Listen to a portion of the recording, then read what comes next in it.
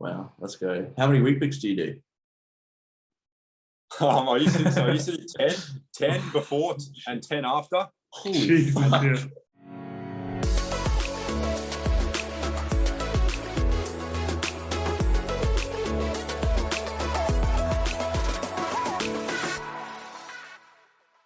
On this episode of Chatting with Champions, we speak to Matt Temple, who's representing Australia in his first Olympics in the 100 and 200 meter butterfly. Good job, Matt. How are you going? Good, guys. How are you? Very good. Thanks for having me on. No, thanks for coming on. Oh, we're doing well. But with the COVID, it's super scary because going to the trials, you don't know at what point can they shut the borders out. It's just one of those high powers that you sort of almost surrendered to when you're trying to even just get to the trials and just be in the right physical location at the right time. Did it add extra stress levels to you guys trying to prepare and everything, then all this, or did you just try to block it out as much as possible and just focus on the training? Well, prior to the trials, we headed up to the Gold Coast, and I think it might have been a Wednesday morning. So we finished training at 9 a.m. and we had a meeting after the session, which we got told we could be packing our bags and either driving to Adelaide or flying to the Gold Coast. A few of us wanted to drive to Adelaide just so we'd be there and then we'd have our cars for transportation. But we ended up flying to Queensland and our flight was that afternoon. So I think It was a bit of a shock to everyone to pack your bags and go. But everyone took it on board and it made it easy for everyone else to join in. So our squad at Nunawading Swimming Club went to the Gold Coast. Wow, it's almost like a road trip. Was there a fun aspect to it as well, or was it panic stations because there's so much on the line? It was a little bit panic stations, but our coach Wayne Laws, he loves that situation. He just gets around everyone. So everyone was having a ball as well. So we sort of made it into a bit of a training camp. Oh yeah, that's mad. That's so cool. And then you go to Adelaide. Trials went super well for you. Got in for the 100 and 200 fly. Yep. Yeah, really stoked on my results there. And the past 6 months definitely paid off. 100%. What was the 6 months leading up to Adelaide? It was pretty hectic 6 months, to be honest. Being from Melbourne, we probably had one of the hardest lead-ins ever, maybe apart from the guys from WA. But we got shifted around quite a fair bit. I don't know the exact dates, but we went to Queensland States in December. Then we led on to an event camp, which we got stuck on the Gold Coast for an extra 5 days to avoid a lockdown in Melbourne. And then we went on to national event and then Sydney Invitational, I think it's called, and then trials. So it's been a pretty eventful last 6 months, but everyone on my end has coped really well. Almost on the run and a little bit like some narco style. Like, how do we jump from border to border to avoid we're getting locked out? Wow, that's insane. And then after Adelaide, were you able to go back to Melbourne for a bit? No, we weren't because who knows what could have happened in Melbourne. So I stayed in Melbourne for a couple extra days my mate Brendan Smith, who also made the team from my club, he actually went to Wollongong to meet his family. So I had my family in Adelaide for the extra couple of days, then flew straight to Townsville. And whereas Brendan went to Wollongong to see his family, then he was able to get to Townsville from there. Wow. Holy moly. And then you've just been in Townsville ever since preparing, and then just moved to Cairns for the camp. Is that right? So we were actually supposed to spend 2 weeks in Townsville, but that got cut short due to the cases. There's a couple of cases in Townsville, which again we had to pack up and move.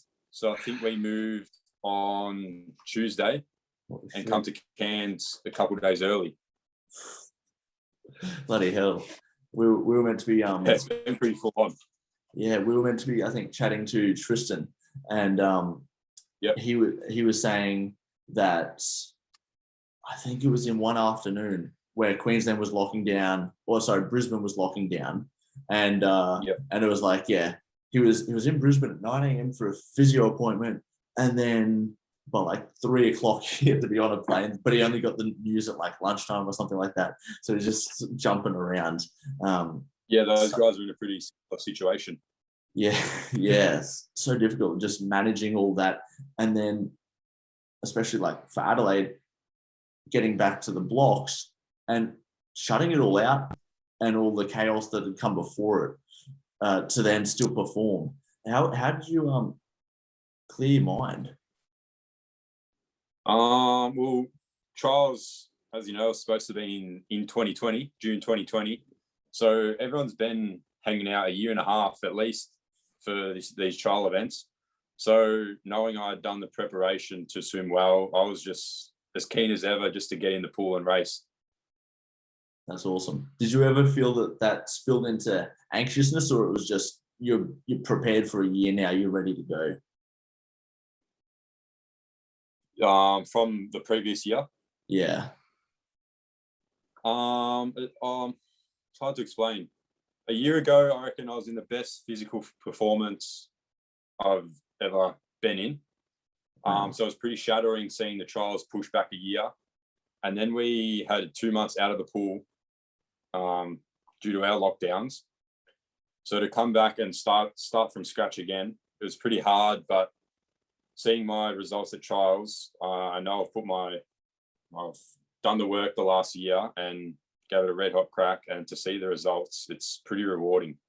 Oh yeah, that's awesome. That's so cool. Just seeing everything pay off, and I guess this will come out in a couple of weeks, but in a couple of days for those listening. It's pretty awesome to have it all come together and finally be able. It's almost like a showcase. Be able to showcase the training that's been put into it. That's really awesome. What's your diet been like at the moment? How many calories are you going through? Probably a fair bit. We had a bit of an interruption because when we moved to Cairns, we were sort of in a bubble. We could only go to the pool and back. So we had to order in Ubereats for breakfast, lunch, dinner. So the serving sizes are so bad too. So small. It was pretty challenging. I don't know, just you see all the fast foods come up, you want to click one of them, but we ended up getting onto some pasta joint. But yeah, then again, you have to order two just to 100%. satisfy your needs. Like, yeah, two 100%. or a side or something. So it was a bit of a challenge. Yeah, I always hate Uber Eats because you're paying so much extra, and I swear the servings are never enough. They're either too small or they're just not enough. And it's like, it's just so hard to justify. But I can't imagine going through doing hours in the pool beforehand and then seeing the little skimpy pasta servings. So was there anything was there anything that you found was like this one joint that was good, or your bread and butter Uber Eats meal? Oh, well, we tried a few joints because we had 3 or 4 days. So we had plenty of options to choose from. But I think, the pasta joint was just the go-to. It was probably more than the others. But then you're still paying for what you get, I guess. Yeah, 100%. So you're focusing on those carbs? Just something healthy in general. Like you got to skip past the McDonald's, the KFC. Yeah. But just something you can't. I don't know. Pasta's not bad for you, and I don't mind it. But you can't have burger and chips every meal. Yeah, 100%. But there's like the stories of Michael Phelps getting away with it when he's having 10,000 calories, or I don't know, you probably heard that famous story. At what point, or is there a point where you're burning enough that it doesn't matter if it's coming from burgers and chips as long as you're still having some zucchini? I suppose if you're doing enough in the pool, you can really eat whatever you want. But I don't know. I'm normally on the healthier side, so I try to stick to what I know. And I'll always choose the pasta over the McDonald's. Yeah, I always half an hour after I have McDonald's, I'm asleep. Like I just can't stay awake after it. Just feel. Yeah, it hits you like a ton of bricks. The grease is heavy. It's heavy on your body. Mm-hmm. Wasn't it?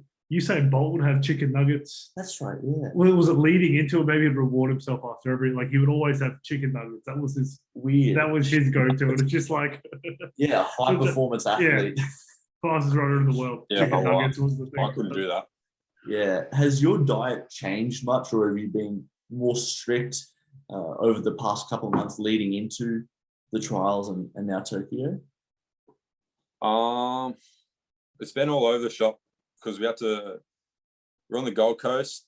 We had Wayne's wife, Alice, cooking for us there. And Wayne is your coach, your club coach? Yeah, correct. Yep.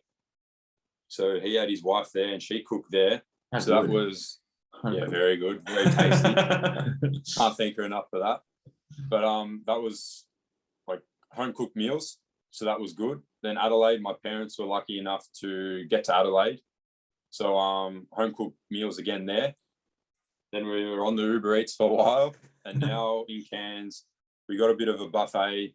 There's a couple of options, but you just got to feel yourself enough to perform the next day.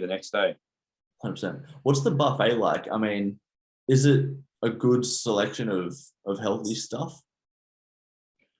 Well, tonight there was a fair few salad options. Then there was some rice and some beef Asian stir fry.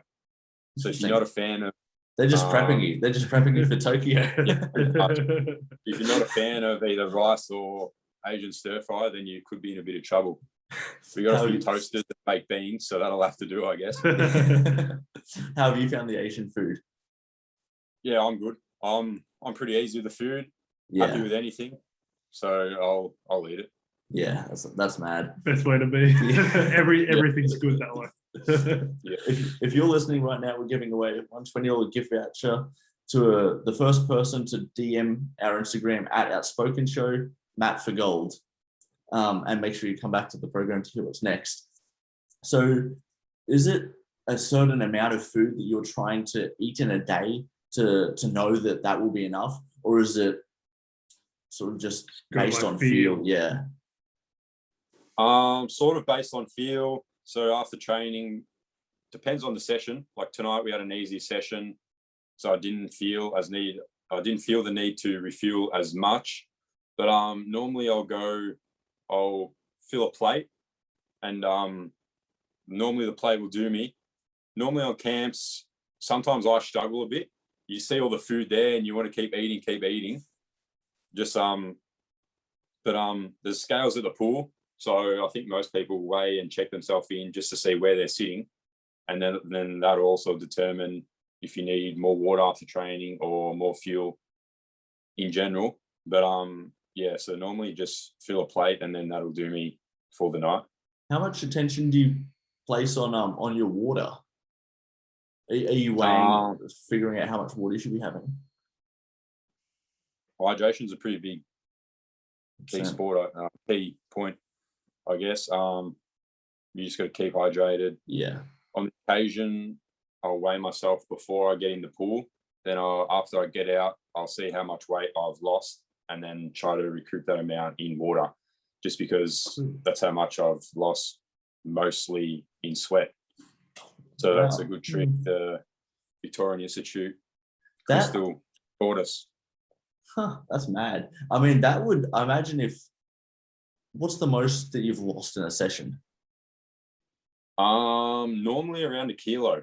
Holy shit. It's a lot of That's water. about a litre of water. That's 1 litre. So then you put a litre back in. You're probably not that hungry afterwards, are you? Or you're still? No, I'm not hungry because you just fill up on water. Yeah. And then you still have to eat to recover. Yeah, wow. Always after swimming, I don't even do that much swimming, but I'm always getting hungry as I'm swimming. I don't know what that is. Just burning more. Yeah. It feels like you're working more in the pool. Yeah. But Well, maybe. I don't know. I never get it with running. Everyone's different. I sort of tend to have a bigger meal before I train. Some people might just have a single up and go, and that'll do. But I feel like I need something before I train. Is that including your morning sessions? Morning sessions. So while at home, normally I'll have Weetbix before training and then again after training. Wow, let's go. How many Weetbix do you do?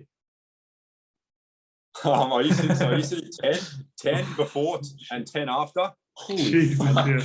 Yeah, a lot of Weetbix. And I just got sick of them. Like I just couldn't eat them anymore. So now I'm down to 6 and 6, and occasionally with a bit of Milo or a bit of sugar just to spice. I love the brown sugar. Do you do the brown sugar? Never brown sugar. What do you do? Just the white sugar, just Really? sprinkle it Yeah, over. white sugar straight on. Yeah, Really? yeah. Oh, Wow. makes Weetbix decent. But I can't do Weetbix without it. Yeah, but the brown sugar turns into like a maple syrup type. It's too complicated. Just simple sugar, just straight on. Yeah, simple sugar. I'm with Yeah. And then, so then you'll have now your 12 Weetbix before and after training. What are you having then over the course of the day before the afternoon session or nighttime session? So we got pretty different training times while we're here. And my coach Wayne's done that to simulate the time zone in Japan. So at the moment, we're training 9 till 11 in the morning and 5 till 7 in the afternoons. How good to So sleep I'll in? go down. Yeah, I'm stoked with the sleep in. So I'll go down, have some breakfast. This morning I had some eggs on toast. Then we headed off to training, came back. So I have like a banana, a sausage and maybe a muesli bar after my session. And then you get home around 11:30ish. So then I waited for lunch. For lunch, I had a couple wraps, pulled pork and salad. And then rested during the day. Then before the training, I went down, had a couple English muffins with a trusty peanut butter, banana and muesli bar. And then tonight, went back and had salad, rice, Asian stir fry. Let's go. So always eating. Yeah. Yep. Consistent flow of Yeah. carbs going in there. Yeah. Just so refuel. So much fuel. So Yeah, necessary. a lot. Yeah, it's fucking just diesel. It's just diesel. Pretty much, always filled in the tank. Yeah, 100%. And then how's your training changed over just from, I guess, building up? You said last June you felt like you're in the peak physical fitness that you've ever been in. But how has it transitioned your training over the last couple of months, sort of building you up for Adelaide? And then when does the taper start, or has it already? So probably the last couple months into trials is when we start to add speed, more faster work for myself, more 25 meter and 50 meter efforts. And then we'll start our taper. I think mine was roughly 2 weeks out from my first race. So they'll drop down around to 40, 50%, I guess. Then we race. I sort of tried to maintain a certain amount of kilometers during my day while racing. So I kept my warm-up volume and cool-down volume sort of higher just to keep fitness. And then off the back of trials, we're probably at about 80%, or we're working towards 80% at the moment. And then 2 weeks out again, we'll sort of drop back down to that 50, 40%, getting ready, freshen up to race again. Wow. Is these the from 80% working down to 40 to 50%, is that something that you've sort of figured out over time works best sort of in the lead up to an event? Yeah, definitely. So a lot of people, this is very individual. So for myself, a 2 week taper works perfect. Whereas for a longer distance swimmer, you might not drop them down until 3 days out before their event. So they just need to keep the distance rolling over. Why is that? Is that because there's less explosive muscles involved in a longer distance swim? Probably not the right person to ask. I assume so. Yeah. Assume so, but like everyone's very different. Yeah. And then the taper for Adelaide, the trials, how did that affect your training? Because I'm assuming you're going into that, or hoping at least to go to Tokyo. How do you sort of work that taper into your training for Tokyo as well? For the 2 weeks coming up? Well, like the Adelaide taper, how do you sort of not let that affect your Tokyo, I guess, training? So I I knew it was a pretty good chance for the 100 meters butterfly. So I always had in the back of my head I could potentially be going to Tokyo. So my warm up and cool down, I tried to maintain a longer distance what I'd normally do. So keep fitness to train another 5 weeks properly into Tokyo. That's awesome. So I made sure I was, always doing something so I wouldn't drop down too far, then have to come back up. Yeah, because then that just be more of a struggle to get ready for Tokyo afterwards. No, it makes a lot of sense. And then, so going back when you started swimming just as a learn to swim, and then you started to notice, hey, I'm pretty good at this. Yep, exactly right. It wasn't until I think I only started competing at like a state level when I was 14.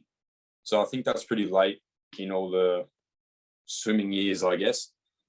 But it wasn't until the Com Games trials. I think I placed 5th in the 100 meters butterfly, and that's when I knew, like, I'm there. Like, I'm nearly there.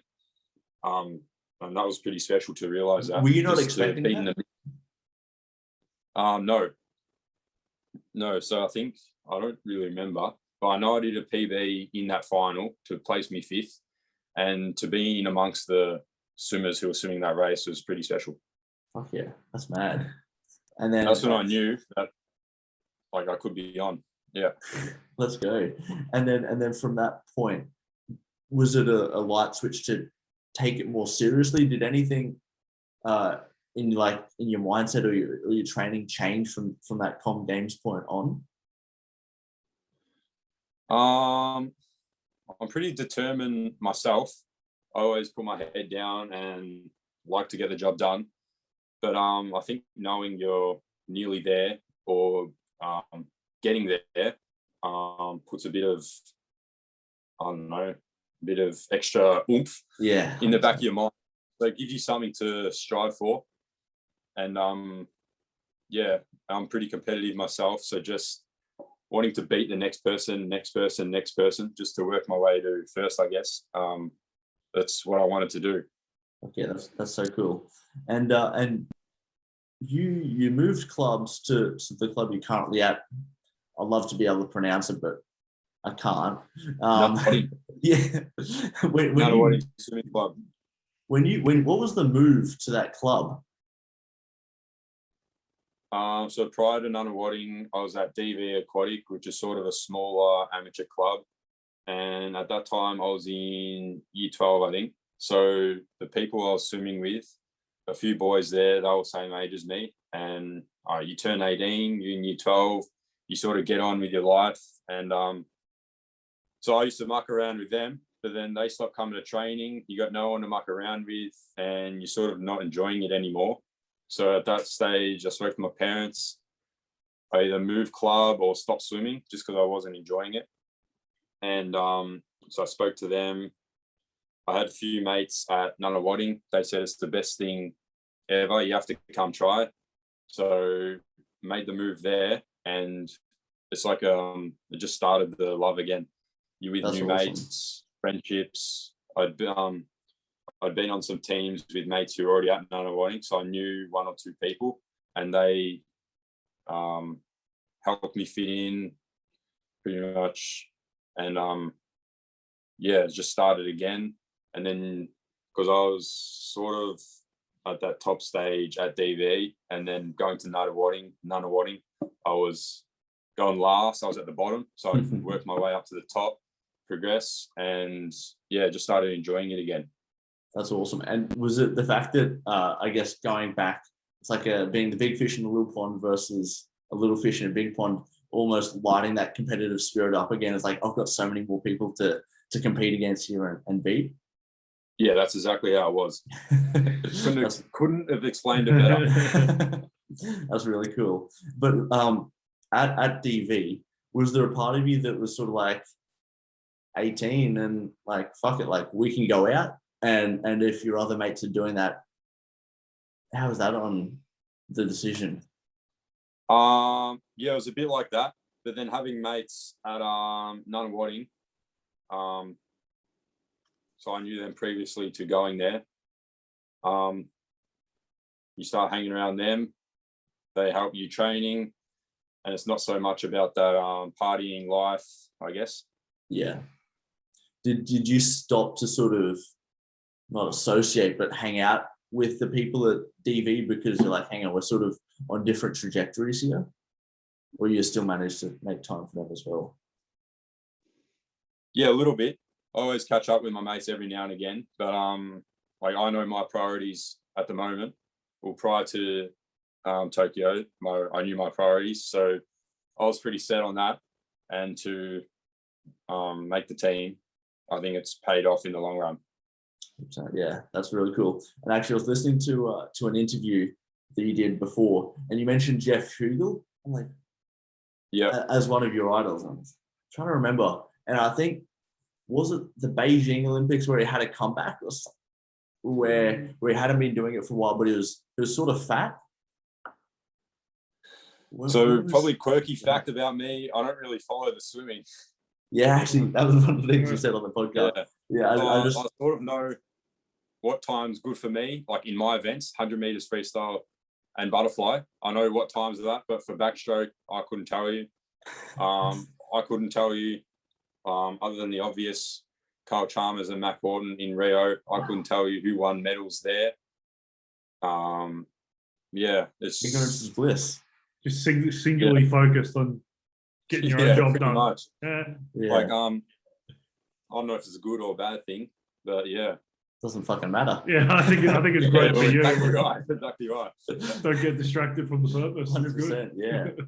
No, because the reason I just heard Jeff Hugel, and I remember, I'm like, what was it? And I remember him being fat, and I think I might have been like, I don't know how old at the time, but very young. Yeah. Yeah, I would have been young. I just remember in my mind it was Jeff Huge Hill. That was the association that I made in my mind. When he comes back and proves everyone wrong. But I think I do remember he made a comeback. Yeah, that was sort of why I guess maybe he sort of stuck in my mind a little bit longer as well, because I know I sort of love a comeback story. Yep. Yeah, just being counted out and against all odds. It's one of those things that's so fascinating that we love to see someone rise up and be so successful. But then sometimes, I don't know, I always say the king never dies, but a lot of people love to see the underdog knock him off, but then to see them rise back up. It's a phenomenal story. It's really cool. Yeah, well, I reckon just to come back at least, swimming, it's a pretty hard sport to start from scratch again. 100%. And what's his name? Cody Simpson. He tried to do it. He tried to do it, had no luck. How was he really? Well, I knew he set his goal to swim 55 seconds in the 100 meters butterfly. So I think he's been training for a year now, and he swam 52 seconds in the heat and then again in the final. So I think he's over the moon with his results, considering he's only been swimming back for a year. That's fucking dope. Yeah, I mean, hitting goals, that's enough. But yeah, because he didn't make the team, and I feel like, was there an expectation that he was going to? I mean, maybe with the media, they sort of pushed that idea, the sort of golden child. Yeah, I'm not too sure. There's a lot of talk about him and the event of the 100 meters butterfly. I'm not too sure. I know his goal is to make the team for the next in 2024. That was his goal. I'm not sure if he had in the back of his mind he was going to make the team for Tokyo, but I think he's on track. Yeah, and would you back him to with the drive and the ethic to make 2024? I only said to g'day to him a few times. Haven't had a big chat with him yet, but I suppose if he's been training for a year and he's got to where he needs to be this year or achieved his goals, I'm assuming he could achieve many more in the future years to come. 100%, yeah, keep ticking them off. Come race day as well, do you have any consistencies in your routine? So I'll do pretty much similar warm-up. I'll do the same warm-up for the 100-meter events and similar for the 200-meter events. that's pretty much my routine. So I'll get in the water about an hour before, warm up, then that'll have extra time to put my suit on, then head to marshalling. But that's stock standard for everyone, I think. Yeah. And I don't have any real superstitions, so I think it's just pretty straightforward. Get in, warm up, race. What about the beforehand, before you head to the pool? Is there like what do you during the day? Is it a movie, or is it like, what is it? So in Adelaide during the day, I'd come home after the heat. I'd have a sleep. Just always feel like sleep's a good idea, and I always have a big sleep too. Really? I'll sleep for as long as I can. Wow. So sometimes, normally 2 hours, sometimes up to 3 hours, which is pretty crazy. Some people say. It's amazing that you're able to just let it go from your mind.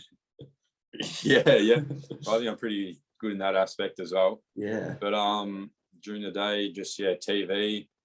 While I was in Adelaide, I know the footy was on, so always like to watch the footy. But just relax, chill out, a few games on the phone. Yeah. Just pass it. That's mad. I don't know. Can Brisbane get it done this year? They're far off. They're not far off. Yeah, they were close last year too. Yep. Yeah, I don't follow it too much, but oh no, it's like, hang on, like I don't know. I keep getting sold a dream for Brisbane. Been a long time. Well, I'm a Tigers man. Yeah. So we're struggling a bit this year. Yeah. How you've won one recently though, have you? Or is it finals recently? No, we've lost the last few upsets. Not good then. Yeah. It's tough though. It's tough just any team sport as well, because there's less. With being in an individual sport, you can control almost everything. I guess in terms of your own performance, but a team sport would be difficult. Have you ever played team sports? So growing up, I played footy and basketball. I enjoyed them, and you could almost say well, it is, but you could almost say swimming is a team sport. You're training in a team. You race relays in a team, so you could say it's a team sport. Yeah, that's true. I guess how would you go, like hypothetically, if it was just you training on your own? There's no one in the pool.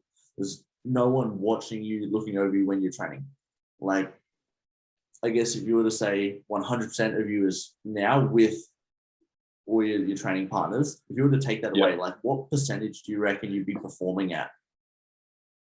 I know I couldn't do it. Yeah. That's why I sort of moved clubs, because I was nearly training by myself. I just didn't have that person next to me chasing me down or me trying to catch them. And while we're up in Cairns now, it's just me and Brendan Smith from my club. So Wayne Laws is taking both of us, and he's more longer distance. So he does the 400 meters, and I'm more sprint. So we're doing different sessions at the moment. And even right now, it's just a bit of a struggle mentally just to get in and swim, because you're swimming in the lane by yourself and you got no one else to train with. Yeah. What do you? Is there something you call on to push you? Probably the big one in 3 weeks. Yeah. It's a good motivation. Are you thinking what everyone else does, or are you just focusing on becoming the best you can be? I think the best I can be. I know Wayne sets up his sessions, so we sort of have a 4-week block. So every Monday night, Wednesday morning, Thursday night, and Saturday morning are all our main sessions, and they'll be similar to the last week. So say last week I do these times, and then it comes to this week, I have a fair idea of what times I did last week. I want to try and beat those times. And then when I'm beating those times, I know I'm benefiting because I'm swimming faster than I was last week. Yeah. Yes. And then it's like almost on a hamster wheel. You just keep chasing yourself. Yeah, just There's so much constantly less beating drive. those little goals, Yeah. or constantly beating Yeah, your pretty own. much. Yeah. So much drive involved and just aiming for 1% better as well. It is interesting though, how you say like how important the team aspect of a sport like swimming is, because from an outsider perspective, you could just think, well, it's an individual competition. Like unless you're doing a relay, you're competing against you for yourself, like you're yourself. But it's interesting because a lot of athletes who we've spoken to already say the same things. Like a good team environment for training, especially, it's like a huge driving factor. It's almost all of it. Yeah. And it's kind of surprising I would that agree. it's that how important that is. Like it's necessary. Like without that, a lot of people wouldn't do it. And that and the relationship with the coach, I think, has been like the two big things that it's almost like it has nothing to do with the actual individual performance, but it has everything to do with I don't know, it's just like some weird thing. It's not the advice given, but it's just like the relationship, the intangibles. The environment's not the Brady Six type stuff. Yeah. The intangibles behind it. Yeah, well, I would agree totally on that. It's just the relationship, the team, enjoyment. Yeah, and when you decided to go to Narong, Nunawading. Did you already know Wayne previously? Like, how much of it was the coach, the draw card versus a couple of mates that you already knew from there? So when I moved to Nunawading, I was originally in the national squad. So that's the squad below I'm in currently. So I had to coach Dean Bryant, and he's currently finished up coaching. But I was in his squad for a year, and then I moved into the high performance squad, which is what I'm in now. And when I moved, Scott Talbot was my coach. You might have heard the name. He's the son of Don Talbot. Okay. So he was my coach for 3 years. So he was coaching us right up to June 2020 when the trials were. He'd go to the Olympics, and then he'd signed a contract for a school swimming program in the UK. His wife's from the UK, a bit more family in the UK, so he was going to move over there. Then Charles obviously got pushed back, everything got pushed back, but his contract, he couldn't get out of it. So he's ended up going to the UK, and Wayne had been our assistant for a year or two. And we were supposed to get a international coach in to replace Scott, but due to COVID, they couldn't get to Australia. And they also had a contract with their swimming team, which got extended. So we're in a bit of a pickle. And Wayne stepped up as assistant, and he's taken us it would be close to a year now, taken us the last year, and he's done an incredible job. Wow, that's awesome. How much, like hypothetically, if they got the international coach in and you just didn't vibe with the coach, how much would that have impacted your decision to stay at the club? Like, is that I imagine it'd be a big factor. Yeah, pretty big factor. Most people go to a club for the coach. Like the coach sort of knows everything. Like Wayne has had experience with me. He knew that I needed the 2-week taper leading into the racing, so I perform my best. Wayne sort of knows what like I'm focusing on technique wise in my stroke. He knows my times and the rest of it. To have a new coach just come in and not know anything, I guess it'd be pretty hard, because then he has to get to know everyone, not just as a swimming coach, but sort of as a mate, just to have that bond. And to start from scratch a year out from the Olympics is pretty scary, I guess. Yeah, 100%. And then, so you go to Tokyo soon. What happens when you get to Tokyo? What's the procedures, COVID-wise, and how does your training change? So currently, I think we leave on the 17th. So from the 3rd to the 17th, we've been in a sort of a bubble, and we've had regular I think it might be 2 now, and we're continuing to get regular COVID tests, and that's to submit to the Olympic Committee just to prove no one has COVID. I've heard we got 5 days prior to racing in Japan, so I guess we'll get to see the village and the pool 5 days prior. We'll get to warm up, train as normal. I'm not sure what the COVID protocols are when we get there, but we'll see. I have heard the dining room, it's gone from tables of 6 to tables of 4 with perspex either side and in front of you. I saw that. Yeah, it looks so bad. I mean, have you seen a picture? Yeah, someone put it up on their Instagram stories. Alex, a boxer, he put it up, and it's sort of like a table that we're on. Think like high school exams, you know, those sort of cubicles you'd be in, but if you could see through, instead of them being a solid wall. It's like that. It's super weird. It's almost like something you'd expect in some sort of Chinese restaurant that's sort of antisocial in a way. It's really weird. It's really weird. Yeah, well, I bet it's going to be real weird. It's going to be an experience. Yeah. Eating, like, oh. Yeah, it's just this. Yeah, in case we don't spit on each other. It's like, oh no. Yeah. It's so strange that, I mean, that it's come to that, but it's good that you're able to still go. And then the food there, do they like provide international food, or is it you're in Japan, you're eating Japanese food? Have you heard anything on that?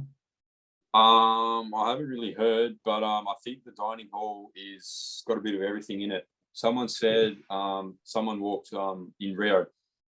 Might have been Mac Horton saying this. Someone walked 4Ks in the dining hall, just looking at foods, then walking from food to table, food to Let's table. go. Fuck yeah. Yeah, so it sounds like there's going to be a fair bit of food, which I'm excited. Fuck yeah, that's mad. That's so good. Training in the dining hall. Yeah, let's go. Yeah. That's so good. Holy shit. And then the rest of the village, how easy will it be for you to interact with others, or it's like, no, you're just sticking with the old swim team? So I'm not quite sure on what's happening there. I'm not sure what are our boundaries outside the Aussie Tower, but I've heard the village is pretty big, so you got to watch where you're walking. Keep the K's down. Oh, true. Really? Was that what they were saying? Yeah. Wow. Like, how big is that then? I'm not sure. I'm not too sure. But prior to training, we're walking a K just for practice, I guess. Because we got to walk to the bus, to and from the bus, and then we got to walk from the Aussie Tower to the dining hall. I think the dining hall's 300 meters away, and I think we're the closest one to the dining hall. So I think for other countries who are further back, it could be a hike. Holy shit! Yeah. Things you wouldn't even think to factor factor in, but it's like, yeah, there's gonna be an extra 3Ks of walking for someone. And then 4Ks inside the dining hall. Yeah. Holy shit! Wow. Are you single as well? Will there be mingling going on after the event? No, I have a girlfriend back at home. A girlfriend. Yep. Very good, very good. I was just wondering, just to hear what it's like, whether it's worth taking up an Olympic sport or not. I wouldn't know. Yeah. Well, thanks for coming on to the show, man. It's been really good to talk to you. Yeah, thanks for having me. I've enjoyed it. Yeah. If people want to follow your journey, what's the best way for them to do that? I'd say my Instagram. I'm not big on the social media, but I definitely post stuff every now and again. So that's just my name at @MattTemple_. Yeah. Awesome. Well, thanks for coming on. And thank you guys for having me. Thanks, Matt. Good luck with the 1 and 200. We'll be following along. Definitely. Yes, thank you very much. Thanks, Matt. Thank you.